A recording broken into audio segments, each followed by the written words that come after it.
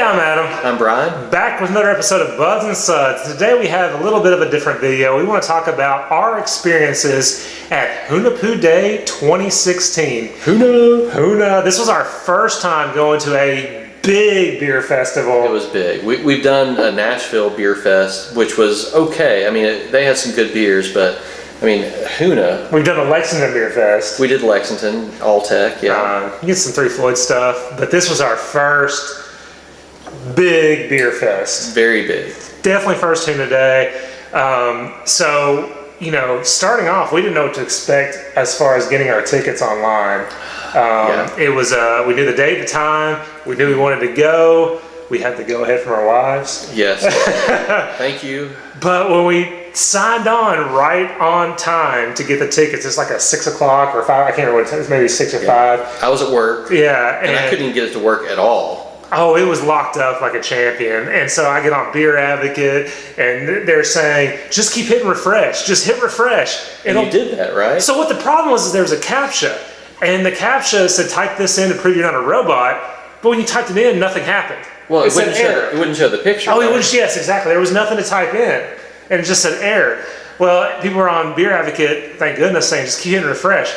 So I think it was probably an hour after they went on. We were on the phone the whole time. Oh, I mean, yeah. I'm trying to work, but I'm also trying to hit refresh. And we were both freaked out because we'd gotten the go ahead and we knew that it was either this or Dark Lord Day. And we knew Dark Lord Day would probably sell out harder. faster. Yeah, it'd probably be way harder to get. So, and then didn't we see that the four bottle ticket was already sold out? So there was a 4 bottle ticket for 200 and an 8 bottle ticket for 300, and then for the Catador or Cantador series was a 12 bottle limit for 400. Yeah. Which we're not El Cantador members. Right. So yeah, we saw that one go and we're like, oh, we're screwed. We're so screwed. But after an hour, we got it. And the funny story is, the next morning I logged on at like 7 just to see, and there were still tickets available. Yeah. We had someone we work with that was like, I would have liked to have gone too. And we just happened to log in, and sure enough, you could still get tickets. And we said, hey, by the way, you can go. And it happened, the same time as the SEC tournament, I think? Yeah. No. Yeah. Wasn't it SEC tournament? Oh, yes. The festival was the same day as the SEC tournament. Yes, so I'm sorry. They couldn't go with us. I said the tickets were on sale. But anyway, so the tickets came in. They weren't tickets. They were wristbands with a little computer chip. And I think that was because of an issue they had in 2014 with counterfeit tickets, where there was like, you know, triple the number of people, and it was a Charlie Foxtrot that I don't know all the details of, but luckily, you know, it went well. So these little wristbands with the computer chips came in this little awesome Cigar City Hunaphu's Day cigar box. You can see it opens up just like a cigar box, and you had to register your wristband with the names that you bought online. So. It's kind of protective. We got 8 bottle limit each, and that came with a nice acrylic glass, your tasting glass. You couldn't have glass in the park. You could only have the acrylic, which was fine. Yeah, and your bottles, and then a nice little 4 bottle tote bag that came with it. So nice. So we had to get these home. So you can see there's still tape around it. We put electric tape around them. Each of us brought a suitcase that was essentially empty on the way here, with the exception of packing material. We wrapped our bottles up to make sure they didn't leak, and packed the crap out of them, and then brought them home as our our luggage. And they all 16 between the two of us got home. So yay! Yeah. So we got there. We were just doing a very simple trip. So the Hunaphu Day was Saturday, and March 12th. From 11 a.m. to 4 p.m. With the bottle pickup from 1 p.m. to, you know, whenever everyone's done. And so we flew out of Central Kentucky at 6 a.m. That was early. Got down there at 10:45, which I didn't like. That was the first flight we could get in. We went to our hotel, which was a half a mile away, walking distance, and our room wasn't ready, so we just left our bags. And then walked in, and then walked down there. And it was kind of funny, when we walked up, we could see the line coming up. And I thought it was they were so spaced out that I kept talking to them. I was like, "Is that a line, or is it just people coming up?" It was about almost 11:30, I think. Well, and people stopped us and said, "Yeah, that's the line. You need to go way back there." But there was at least 100 yards, well, not 100, so at least 50 yards between one group and another. And one of the workers said, "You'd be a fool if you walked all the way to the back." So just get in. So we got in, and I really don't think that was a line. I think it was just that was people walking up. I think it was a line. Was it? I think it was a line. line. Sorry if we cut in front of you then. Yeah, but so as far as, online they posted their tap list, which was unreal. But Yes. one of the top ones on my list was Bottle Logic Fundamental Observation. Yeah. So the first thing we did, we walk in, and we ended up, we knew that line would be long, and we saw it was long. So the first thing we got was a coffee cinnamon bourbon abominable. Which is from Fremont out of Seattle, Washington.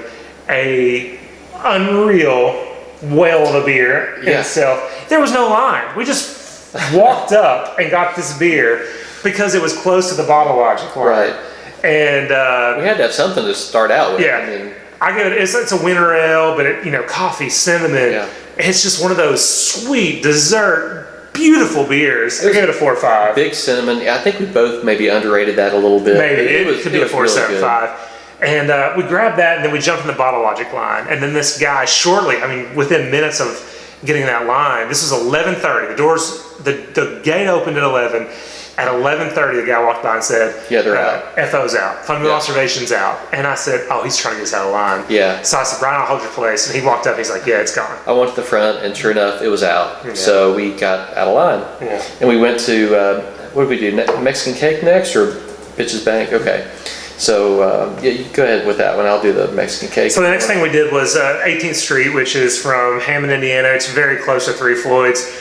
Making great beers, making waves. It was the some good stuff. Yeah, barrel aged with the Buffalo Trace barrels, by the way. Bitch's Bank, Which is from Kentucky. yeah, and phenomenal, great beer. I think I gave it a 4.25. I did too, Pretty 4.25. nice barrel aged stout. Yeah, it was a good barrel aged stout. I mean, not great, but it was good. Yeah, and again, no line. Walked straight up, No grabbed line. it.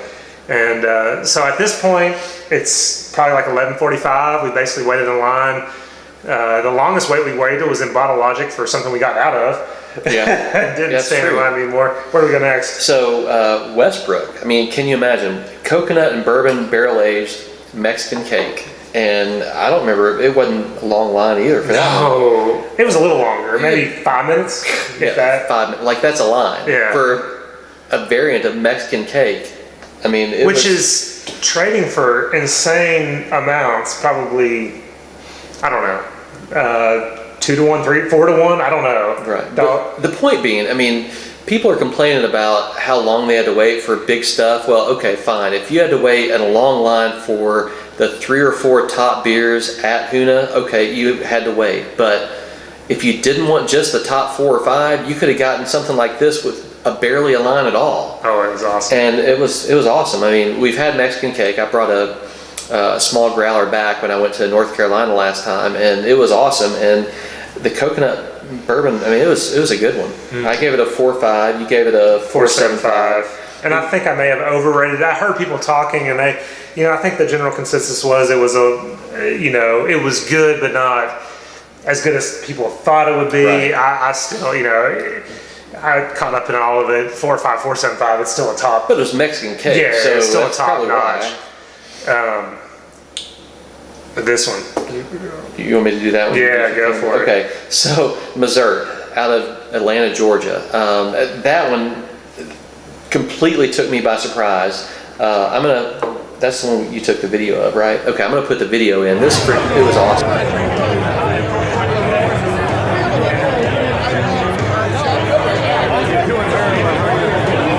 So it was actually, they said aged in coconuts.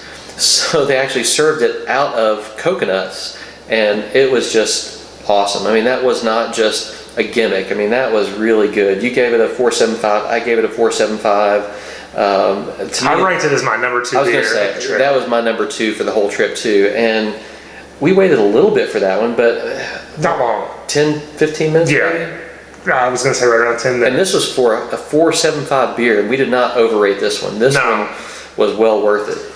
Very nice people, and yeah, so it is a coconut-aged brandy vanilla Russian Imperial Stout.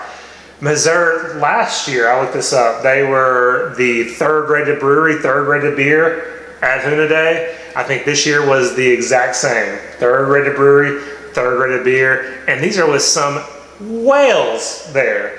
And this was a basically minimal waiting line. Yeah. It's unreal. We waited. It was, so for those of you who complain about how busy it was, Cigar City has to make some money from this somehow. They've got to bring the people in. They've got to. Well, I've read they actually charge. They charge for people to. People, the breweries pay to come. Well, okay. Or they pay. They pay the breweries to come. So even if they're paying the breweries to come, they're paying for big whales. So what if they end up having some lines?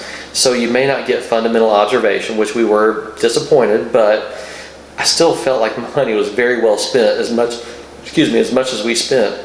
But the bottom line is, yes, it was crowded, but you could get things like the coconut-aged brandy vanilla Russian Imperial Stout from MAZURT with a fairly minimal line, which at the other beer festivals we've been to, which we paid much less for, but we also didn't get 8 bottles of Huna either. Yeah, and you can't get anything like that. Right. And, you know, we've had to wait in line for something that was maybe a 4 or 4.25 at best. Yeah.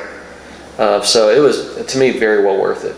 And right after that, we waited in line for Side Project. We jumped in that line and actually stood behind a very nice couple, got to talk to them. They had, do you remember the name of the sour that you got? I'll look it up. Yeah. That was probably the longest line that we were in. Yeah, it was the longest line, and we got in it kind of early. And they had a couple, I think they had derivation number 5 there, and then a sour, and they were kind of like tapping and blowing and then just putting the next one up. And so people were waiting for this sour to go, and the next one online was 2 candles. And 2 candles, I'll just read this because, oh my gosh, it sounds phenomenal. I overused that word, I'm sorry. Imperial Stout aged in Rittenhouse Rye whiskey barrels for 20 months with sump Nicaraguan coffee and sump Nicaraguan coffee beans and Vermont maple syrup. And oh my gosh, so we waited in that line.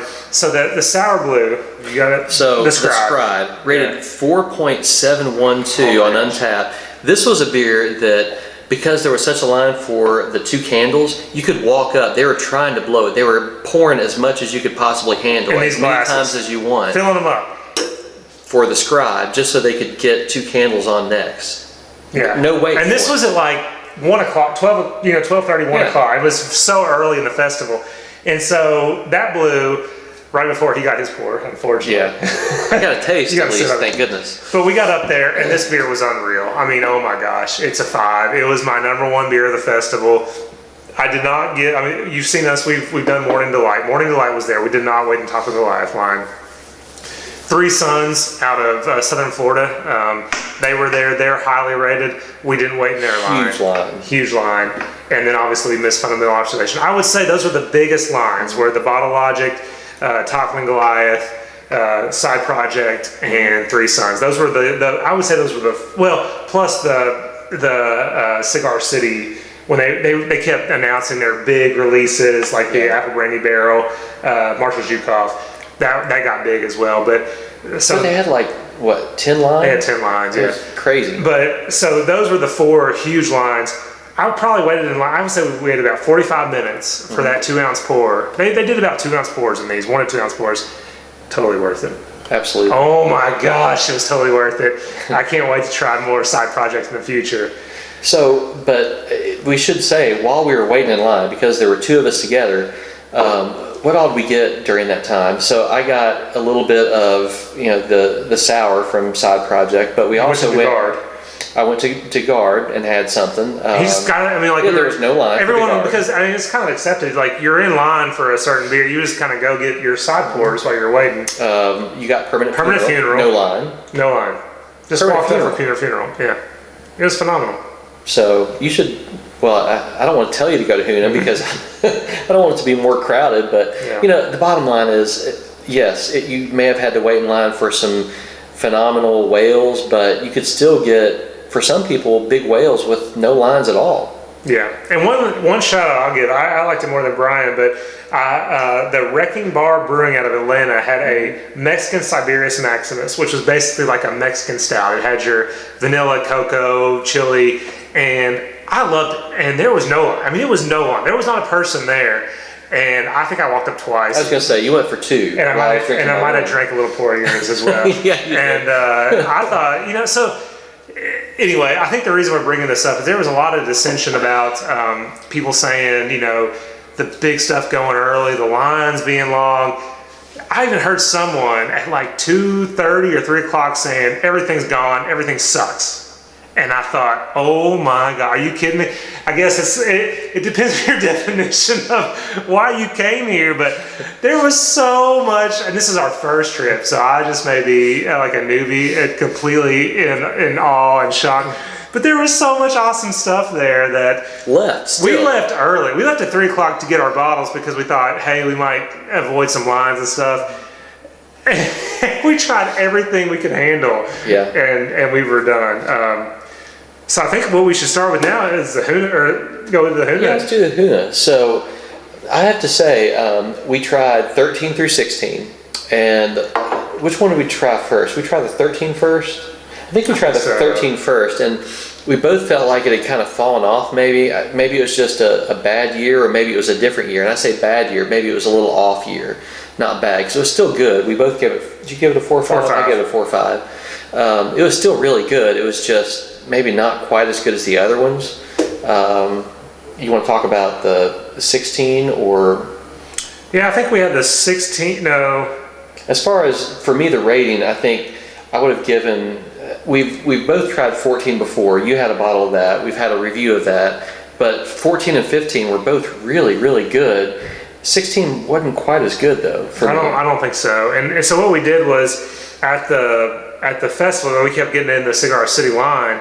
So we had 13, I think 15 and 16 there. And then at the end of the night, we went back to Cigar City Brewery and had 13, 14 and 16. They didn't have 15.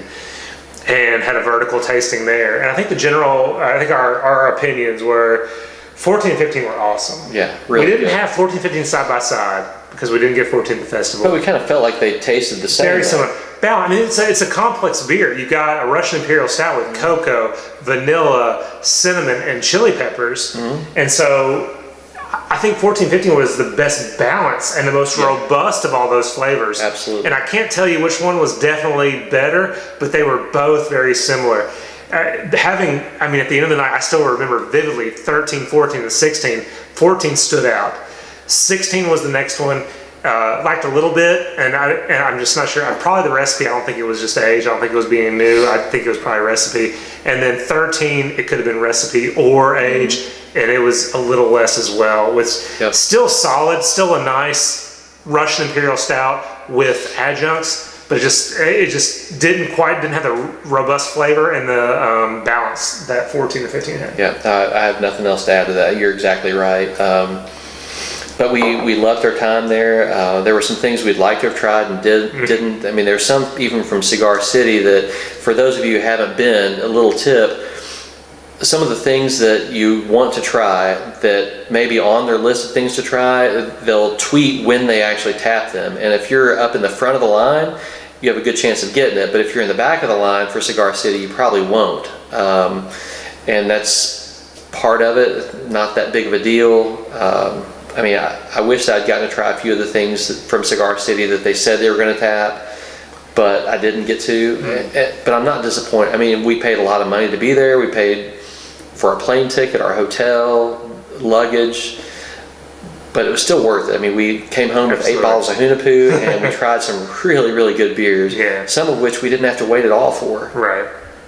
Yeah, and I agree 100%. I mean, I was actually on the social media actually trying to find out who won the top beers, and all I could find was just people complaining about the line and the wait and beers tapping early. And if that's if you've done a lot of these and you were actually searching, you were going there for one particular beer, I can see the disappointment. But from my experience as a complete newbie going in, I was super impressed, overwhelmed, had so much great beer, enjoyed my time down there, and I loved it 100%. And although I'm too old to do it every year, I would like to do it again, and I would highly recommend it. It was very well done, and I know they just, shortly after they announced their purchase by, a bigger company, and so hopefully it continues to be the same thing. I know. I mean, I hope so. It was fun. It was great beer. I would definitely go again. Although next year I'd rather do Dark Lord just because I've not done that yet. Oh, that sells out in 2 minutes apparently. Yeah, but it's well worth it. There were some complaints about getting in line at 10, so they sent out a video to everyone that said, do not get in line before 10. You'll get, the police will be there. They'll arrest you. They'll make you go away, whatever. And apparently there were people lurking behind trees and doing whatever they could to get in line at 10. And maybe those were the guys that sucked dry the fundamental observation. So screw you. You should have left some for us. But, we got there late compared to some people. And we still got so many different... Yeah. I mean, these would be whales in a lot of beer circles. Yeah. They would be whales. They are. Some of them we had no wait for. Yeah, it was wonderful, and it's funny. I'm sure it's the same problems with every beer festival. The lines, the people cutting. I remember the one guy in the cigar city line. He was cutting, and there was this. I remember this shorter, a little bit older guy just going off on this one guy. I was like, you think you're privileged? You think you deserve to cut a line? I mean, it was hilarious. This guy was turning red. He was probably just drunk. That's why he cut a line. Come on. But anyway, it was a fun time. I had a blast. We actually met someone that is a fan of our show. Yes. We're actually over 100 subscribers now, which is awesome. Yeah. And we met one of those 100, so it was kind of cool. I had a great time. I would recommend it. Yeah, I'd go again for sure. Anything else? No. As always, if you can't have the beer you love the beer you have. Thanks.